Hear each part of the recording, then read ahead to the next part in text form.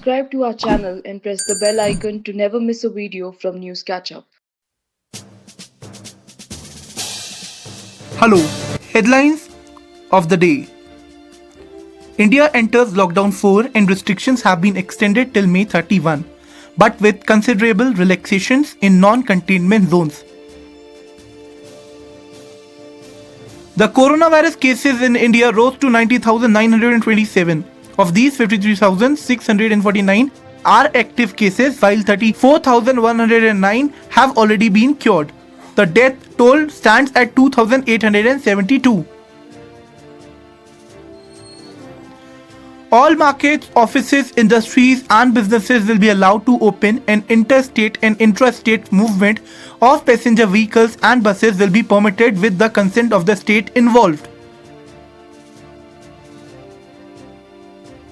The restrictions on air travel and metro rail service will continue, and schools, colleges and other educational institutions will remain closed.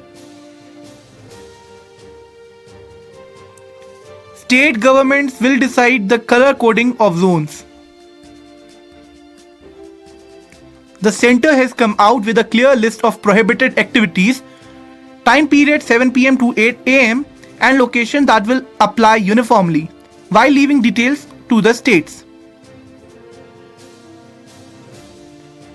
India has joined 61 countries that backed an effort by Australia and European Union to call for an independent inquiry into the World Health Organization's response to the pandemic. The 73rd World Health Assembly meeting will begin on Monday. Japan dives into its first recession since 2015. According to official data, the world's third largest economy contracted by 0.9% in the first quarter. Over 4.6 million have been infected with the virus globally, while over 3 lakh have died so far, with the most number of fatalities from the United States, followed by the United Kingdom and Italy.